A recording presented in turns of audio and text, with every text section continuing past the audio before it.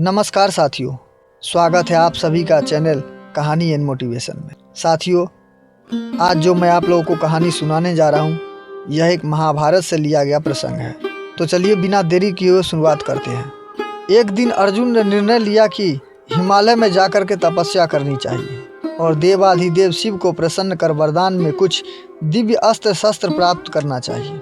पांडुपुत्र वीर अर्जुन हिमालय पर्वतमाला पर बसे इंद्रकालीन नामक स्थल पर जा पहुंचा। यहाँ ऋषियों के अनेक आश्रम थे। वातावरण बड़ा शांत और सुगम्य था। वहां पहुंचकर अर्जुन ने अस्त्र शस्त्र उतार दिए और एक शिवलिंग के सामने एकाग्र होकर तपस्या में बैठ गए। भगवान शिव ने अर्जुन की परीक्षा लेने के लिए किरात रूपी भील वेश धारण किया और इंद्रकालीन पर पहुंचे। उसी समय इंद्रकालीन पर मुकासुर नामक दैत्य ने अति भयंकर सुअर का रूप धारण कर ऋषि मुनियों के आश्रम में उत्पात मचाना शुरू कर दिया। ऋषि मुनियों के आश्रम में कोलाहल मच गया।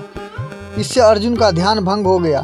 विकराल सुअर को उत्पात मचाते देखकर उसने धनुष पर बाण चढ़ाया और चला दिया।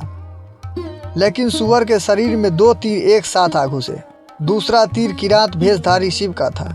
दो तीर खाकर सुअर भेषधारी मुकासुर ढेर हो गया और जमीन पर गिरते ही अपने असली रूप में आ गया। सुअर का वध किसने किया, इस बात को लेकर अर्जुन और किरात रूपी शिव दोनों अड़ गए। शिव की लीला ही थी कि उनमें और अर्जुन में युद्ध छिड़ गया।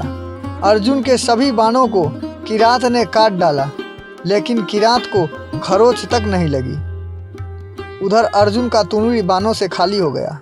अब अर्जुन ने किरात के ऊपर तलवार से हमला किया, लेकिन अर्जुन की तलवार टूट गई।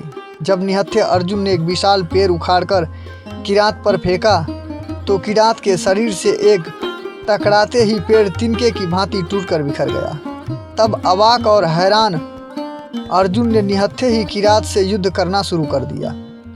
लेकिन किरात रूपी शिव ने अर्जुन को उठाकर जमीन पर ऐसा पटका कि वह फिर अर्जुन बेसुध हो गया।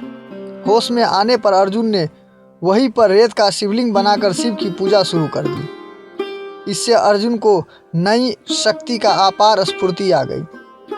उसने फिर से किरात को ललकारा, लेकिन जैसे ही अर्जुन की दृष्टि किरात के गले में पड़ी फूलमाला पर पड़ी, वह स्तंभ रह गया, क्योंकि वही फूलमाला तो अर्जुन ने शिवलिंग पर चढ़ाई थी।